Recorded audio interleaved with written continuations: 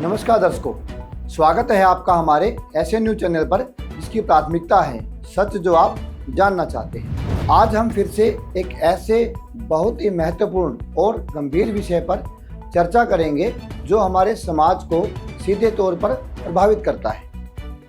आज हम बात करेंगे लोकतंत्र का चौथा स्तंभ कहे जाने वाले मीडिया के बारे में, जो कि समाज का अभिन्न और महत्वपूर्ण हिस्सा है। वैसे तो मीडिया का कर्तव्य है देश दुनिया में घटित हो रही घटनाओं, मुद्दों और नीतियों की जानकारी सत्य और निष्पक्षता के साथ दिखाना, लेकिन क्या आपने कभी मीडिया का दूसरा पहलू देखा है? पहले नेता झूठ बोलते थे तो अखबार वाले, टीवी वाले उस झूठ का पर्दाफाश करते थे।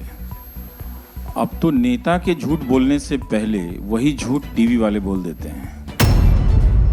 बाबा रामपाल या संत रामपाल आध्यात्म की दुनिया में कदम रखने से पहले हरियाणा के सिंचाई विभाग में इंजीनियर था। 18 साल तक नौकरी करने के बाद उसने इस्तीफा दे दिया और फिर सत्संग करने लगा। इसने सतलोक आश्रम बसाया। आश्रम के अस्पताल में गर्भपात सेंटर भी चलता था। रामपाल को लेकर मैं बात कर लूं, उनके ऊपर तो कई आरोप लगे हैं और ऐसे भी आरोप है महिला उत्पीड़न के, बलात्कार के। या कुछ दिव्य अलौकिक आपका कोई ऐसा अनुभव? कुछ नहीं। जैसे मंच पर आए और आने के बाद उनके दीदारे किए, बाणी आई। सुप्रीम कोर्ट ने एक बार फिर टीवी चैनलों के ऐसे नफरती चेहरों पर जोरदार तमाचा मारा है। न्यूज चैनल आपसी प्रतिस्पर्धा में नफरत फैला रहे हैं। टीवी चैनल एजेंडे से संचालित हो रहे हैं और समाज में दरार डाल रहे हैं कि ये सब लोग समाज को बांटने का काम कर रहे हैं, खतरनाक काम कर रहे हैं। अमेरिका के सिविल राइट लीडर मैलिकॉम एक्स ने कहा था, यानी मीडिया दुनिया की सबसे शक्तिशाली इकाई है। निर्दोष को दोषी और दोषी को निर्दोष बनाने की शक्ति है, और यही शक्ति है क्योंकि वे जनता के दिमाग को नियंत्रित करते हैं। मीडिया चैनल और अखबारों में जो भी दिखाया जाता है उसे जनता सटीक और विश्वसनीय मानती है। मीडिया बहुत शक्तिशाली तकनीक है जिसका उपयोग अच्छे और बुरे दोनों तरह से किया जा सकता है। कभी सोचा है आपने कि क्या हो अगर जनता के हित को सर्वोपरि न रख के यदि मीडिया समाज में आग लगाने का काम करे और समाज में मिथ्या, डर और अशांति पैदा करने का मुख्य कारण बन जाए।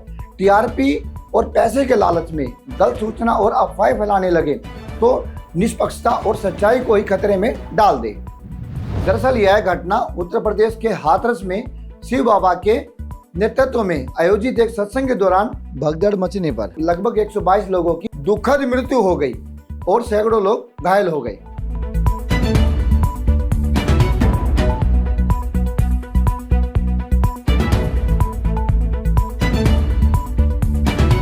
सनसनीखेज और टीआरपी के लालच से प्रेरित कुछ मीडिया चैनलों ने दर्शकों को आकर्षित करने के चक्कर में संत रामपाल जी महाराज जी के खिलाफ गलत खबर दिखानी शुरू कर दी।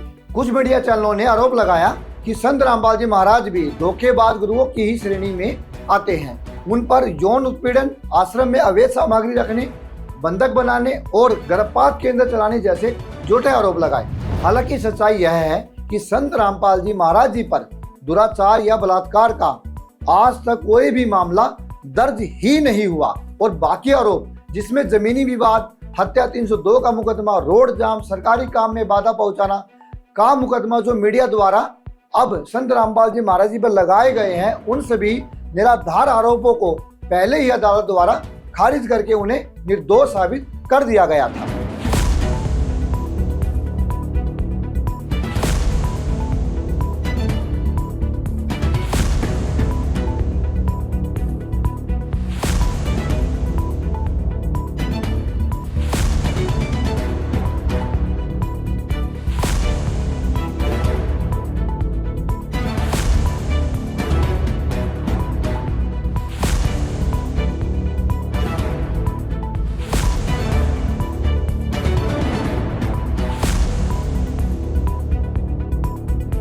कुछ भ्रष्ट मीडिया चैनलों ने सनसनीखेज खबर बनाने के चक्कर में तथ्यों को तोड़ मरोड़ के पेश किया। इस पक्षपातपूर्ण रिपोर्टिंग के खिलाफ सोशल मीडिया पर संत रामपाल जी महाराज जी के अनुयायियों का आक्रोश भड़क उठा, जिसमें अनुयायियों ने भ्रष्ट मीडिया के एजेंडे को उजागर करने के लिए एक्स पर हैशटैग ट्रेंड किए। जिसमें हैशटैग है। हैशटैग मीडिया का काम अफवाहें फैलाना नहीं, सच्चाई बताना है। हैशटैग झूठी मीडिया शर्म करो। हैशटैग मीडिया को झूठ शोभा नहीं देता।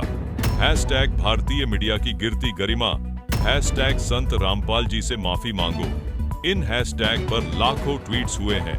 एक्स के साथ साथ इंस्टाग्राम, फेसबुक, कू, टेलीहैंड जैसे अन्य सोशल मीडिया प्लेटफॉर्म पर लाखों ट्वीट और पोस्ट किए हैं। आपने जो भी संत रामपाल जी महाराज जी के खिलाफ गलत और फेक न्यूज़ दिखाई है, आप उसके लिए जल्द से जल्द संत रामपाल जी महाराज जी से माफ़ी मांगे, वरना नतीजा भुगतने के लिए तैयार रहें। जिस दहेज के लिए एक लड़की को इतना प्रताड़ित किया जाता है, उस दहेज को बिल्कुल संत रामपाल जी महाराज जी ने खत्म कर दिया है। संत रामपाल जी महाराज जी के शिष्य 1 रुपए का दहेज नहीं लेते हैं। ऐसे संत को इतना गलत बोलना, आप लोग को शर्म आनी चाहिए। मीडिया वालों, चुल्लूगर पानी में डूब मरो। संत रामपाल जी महाराज जी का नाम जो है वो अन्य संतों में ऐड कर रहे हैं। अरे भाई, कुछ तो शर्म करो, सही और गलत में फर्क करना सीखो, भगवान से तो डरो। हमारे देश का संविधान है, उसके अनुसार इनके ऊपर सख्त से सख्त कार्रवाई होनी चाहिए ताकि भविष्य में ऐसी गलती ना करें, किसी को बदनाम ना करें। जो भी आरोप या बिकाऊ मीडिया लगा रही है वे सभी बेबुनियादी है।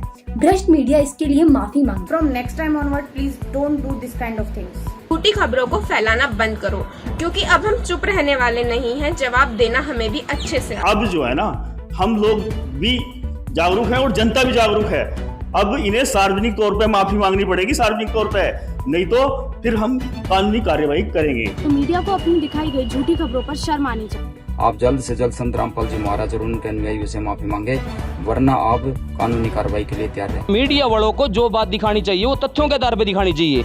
मीडिया जो होता है वो लोकतंत्र का चौथा स्तंभ होता है। क्या तरीका है? मीडिया कब तक झूठ दिखाएगी? एक न एक दिन तो जनता जागेगी और फिर देखना तुम्हारा क्या होगा। आप नकली लुटिया चोर लोगों के साथ आप संत रामपाल जी महाराज जी की तुलना कर रहे हो, आपको शर्म आनी चाहिए।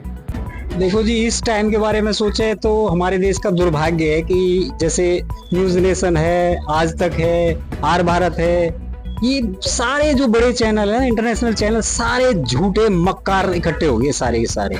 मैं तो यही कहूँगा कि ये चौथा स्तंभ है हमारे देश का, परंतु अब तो ऐसा लगता है कि ये हमारे देश की नाश पे तुली हुई है मीडिया। मीडिया है, मीडिया किसी के बारे में कुछ भी गलत, कुछ भी अनाप शनाप नहीं बोल सकती है।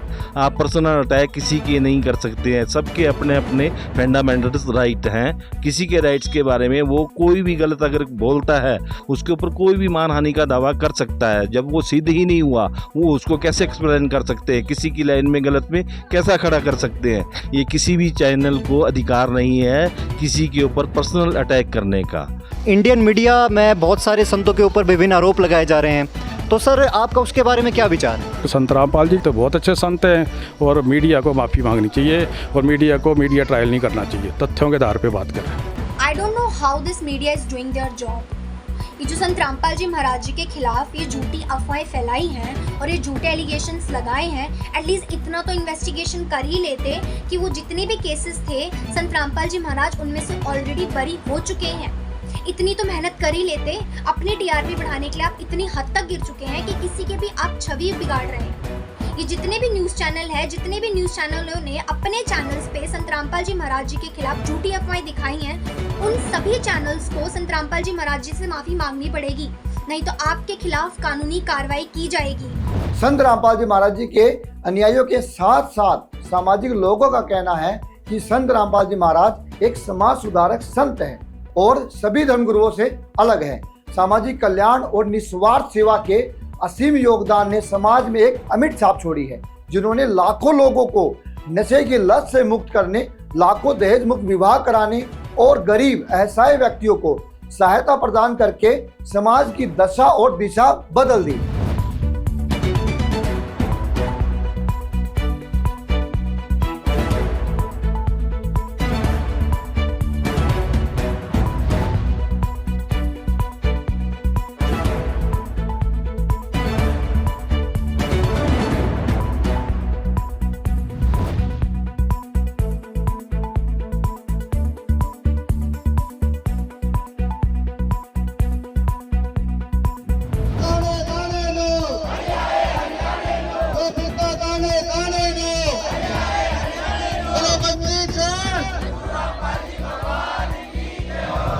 इसके साथ साथ ही संत रामपाल जी महाराज जी ने अयोध्या में रामलला जी के दर्शन करने आए करोड़ों भक्तों के लिए किया विशाल अटूट भंडारा। श्री राम जब 14 वर्ष के वनवास के बाद दोबारा से अयोध्या लौटे थे तो पूरी अयोध्या में दीपावली मनाई गई थी।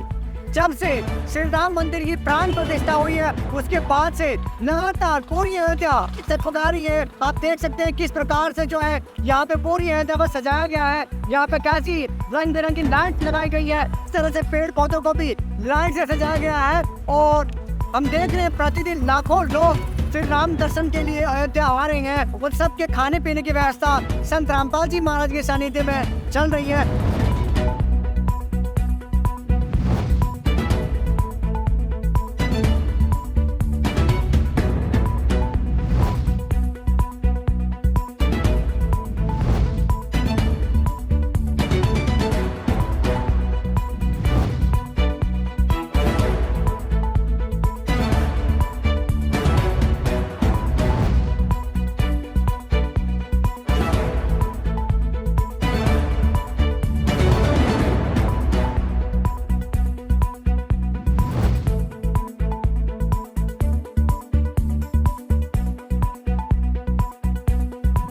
बहुत ही बड़े संत हैं और ये बहुत ही अच्छा इनिशिएटिव लिए हैं। मैं उनको धन्यवाद देता हूँ कि इस तरह का वो करें, वो 30 दिन क्या और भी करें। जय श्री राम। हम लोग जबलपुर से आए हैं। बहुत अच्छी यहाँ की सेवा देखकर तो हम लोग दंग रह गए। ये जो सेवा कर रहे हैं यहाँ पर, ये कैसे किस लोग से आए हैं, इतनी अच्छी व्यवस्था, इतनी पब्लिक होने के बाद भी चाय 24 घंटे पूरा टाइम, हमको नाश्ता खाना, किसी चीज़ की कोई कमी नहीं है। Seva also very good, everyone is helping to us, helping to like brotherhood, like good, thank you. ज़्यादा तो महात्मा के बारे में नहीं जानता मैं, पर इतना जरूर जानता हूँ कि इतनी बड़ी व्यवस्था करना अपने में बहुत बड़ा काम है, बहुत ही बड़ा काम है। और इसी व्यवस्था के अनुरूप एक आकलन किया जा सकता है कि महात्मा भी बहुत उच्च क्वालिटी के, उच्च श्रेणी के हैं। रामपाल महाराज ने जो यहाँ रसोई का और ये खाने का बंदोबस्त किया है, इतना बढ़िया किया है कि बहुत बोलो मत, इतना बढ़िया है। ये ऐसा ही चालू रहना चाहिए। सर, संत रामपाल जी जो है उनके माध्यम से ये आयोजन किया गया है भंडारा का। हम कल से आए हुए हैं, बहुत अच्छा भंडारा का आयोजन है। 24 घंटा यहाँ लोग जो है भोजन प्रसाद पा रहे हैं। हमारी वो सारी चिंताएं दूर हो गई कि अगर संख्या ज़्यादा आएगी तो मैं क्या करूँगा। अब मैं एकदम निश्चिंत हो गया हूँ कि कितनी भी संख्या आए, हमारे पास ऐसे संत जी के, रामपाल जी के शिष्य गण यहाँ पे हैं कि हमने अब सारी चिंता संत रामपाल जी पर छोड़ दिया। अब संत रामपाल जी हैं, उनकी बढ़िया व्यवस्था है, इसलिए मैं आधी रात को उठ के चाय पीने के बहाने जहाँ पे आया हूँ। क्योंकि बहुत ही अच्छी, बहुत ही सुविधा, बहुत ही सेवा भाव ये जो कार्यकर्ता हैं वो कर रहे हैं, और संत जी का आशीर्वाद सभी लोगों पे है। देखिए, यहाँ तो इतना सुंदर भंडारा चल रहा है कि आनंद बरस रहा है, और संत रामपाल जी की कृपा यहाँ साक्षात हम लोगों को बरसती भी नज़र आ रही है। बहुत बहुत धन्यवाद, और मैं उनके श्री चरणों में बहुत बहुत नमन करता हूँ। रामपाल जी जैसे संत पूरी दुनिया के अंदर होने चाहिए, तभी इस देश का कल्याण होगा। जैसा कि भंडारा ग्रहण कर रहे लोगों ने बताया कि संत रामपाल जी महाराज द्वारा यह भंडारा बिल्कुल ही निःशुल्क कराया जा रहा है, जिसमें किसी प्रकार का किसी से पैसा नहीं लिया जा रहा है। वहीं संत रामपाल जी के अनुयायियों ने बताया कि ऐसे ही विश्व स्तरीय भंडारे संत रामपाल जी महाराज द्वारा हर साल 10 से अधिक सतलोक आश्रमों में 6 बार 3-3 दिन के कराए जाते हैं। उनके सभी आश्रम 24 घंटे जन कल्याण के लिए खुले रहते हैं, जहां खाने पीने व ठहरने की व्यवस्था निःशुल्क दी जाती है। सभी के लिए निःशुल्क और सदावर्त भंडारे निरंतर 24 घंटे खुले रहते हैं। संत रामपाल जी महाराज जी ने जात पात, ऊंच नीच और छुआछात जैसी सामाजिक बुराइयों का उन्मूलन किया और पूरे समाज में समानता, सत्य, प्रेम, ईमानदारी और नैतिक मूल्यों का प्रचार किया। संत रामपाल जी महाराज जी ने हर प्राकृतिक आपदा के समय जरूरतमंदों की सहायता की। सर, हमें आप ये बताइए कि बाढ़ पीड़ितों के लिए जो राहत सामग्री पहुंचाई जा रही है, या आप अपनी तरफ से ले जा रहे हैं, या फिर ये किसी और के संकेत पर, किसी और के इशारे पर है? ये हमारे गुरुदेव जी के आदेश होते हैं। वो परमात्मा धरती पे आए हुए हैं। दया जिसके अंदर होती है वही ये कार्य कर सकते हैं। हमारे जो भगत हैं हमारे गुरु जी के आदेश पे चलते हैं, और पूरा रिस्क के साथ 4-4, 5-5 फुट पानी में उतर करके 5 दिन से, जिसमें सूखा दूध है, दवाइयाँ हैं, रोटी भोजन बना भंडारा है उसमें, जिसमें अचार और क्या नाम सब्जी और रोटियां के पैकेट बना करके, और उसके साथ और जो सामग्री साथ में दवाइयाँ वगैरह जैसे भी, और पानी के बोतलें और क्या नाम खुला पानी भी टैंकर 4-5 दिन से लगातार चल रहे हैं।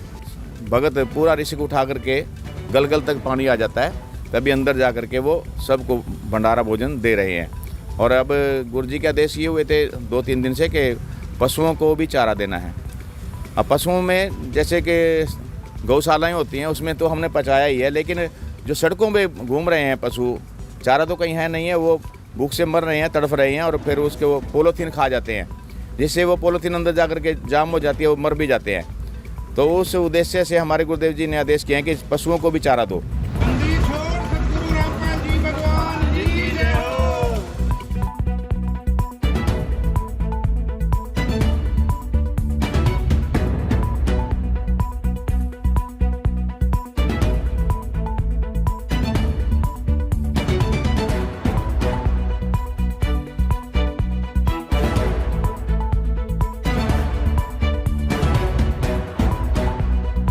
नमस्कार जी। तो ये जो यहाँ पर संत रामपाल जी के अनुयायी आए हुए हैं और यहाँ पर दवाइयाँ भोजन भंडारा दे रहे हैं, कितने दिन से लगभग ये आ रहे हैं? 5-6 दिन तो आ रहे जी। तो 5-6 दिन से जैसे ये आ रहे हैं, तो आपको इन्होंने क्या क्या सामान दिया है? खाने को भी दिया जी, दवाइयाँ भी आई ने जी। तो मतलब ये उसका कोई चार्ज भी लेते हैं या फ्री में दे देते हैं? ऐसे ही देते हैं जी। तो आपको कैसा लग रहा है संत रामपाल जी का ये कदम कि उनके अनुयायी आपकी सहायता के लिए, आपकी मदद के लिए हर वक्त खड़े हैं? बहुत अच्छा लग रहा है जी, हमारी बहुत मदद कर रहे हैं जी। झूठी मीडिया को निराधार दावों के आधार पर संत रामपाल जी महाराज जी जैसे महान समाज सुधारक संत की प्रतिष्ठा को धूमिल नहीं करना चाहिए।